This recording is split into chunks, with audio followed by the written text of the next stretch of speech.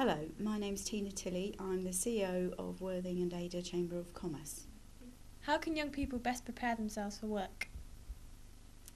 What I hear from businesses all the time is that they like people to employ that are really looking to be excited by the job, who are keen to understand the company, who've maybe done a bit of research before they turn up for interviews. But I think the important thing is that they want someone who can communicate. I think that's the biggest problem that they seem to have. They feel that young people sit there with the wrong attitude, not really looking like they're interested in the job, and secondly, not really saying much. It's very difficult when you're in an interview because you're kind of uptight, but it's really important to come across in a positive way and to actually talk to the people and be interested in what they're talking about. What general skills do young people need when starting their first job? Well, it's not always down to qualifications because a lot of the time I think, it is back down to those basic skills. They'll look at your CVs maybe and pick you out, but when they take you for an interview, it's whether you are actually engaging with them, whether they would like to have you representing their firm.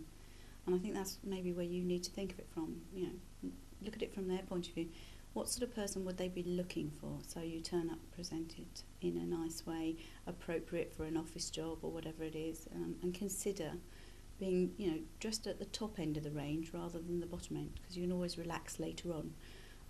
But they're going to judge you by how you talk to them and how you look and how your body language is, and you don't bring sort of sheets and sheets of paper and read standard answers. They want to know you as an individual, and you're there to sell yourself. What qualifications and experience would a young person need to have to increase their chance of getting a job in your sector? Well, I speak for a lot of different sectors, but actually in the Chamber of Commerce office, we only have 2 people in the office. So there's not an awful lot of space for anybody else, although we are looking at taking an apprentice ourselves. I think I would say that you have to be seen to have been keen to do things like voluntary work, and don't forget some of the things that you do in school, part of your curriculum, actually look good on your CV. Like if you've done a performance in a play or something, you may have been in the backstage helping with the arts or whatever. Talk about it, put those things down. I think we want to be impressed by what you do as an individual, not just your school qualifications. So if you're in any of the things like helping with scouts, cubs, or volunteering at an old people's home, I know, there's all sorts of opportunities you can do, and actually it's really good for you to learn, to deal with different people and different situations. Dealing with young children in brownie packs is really good leadership. By the time you finish dealing with those sort of dozen children of that age, you're pretty good at sort of getting people's attention. So sell yourselves on those sort of things. What would a typical average day look like? What kind of tasks would I be involved with? I wish there was such a thing as a typical day, and I think an awful lot of businesses don't really have a typical day. The Chamber of Commerce is a communication vehicle really for businesses.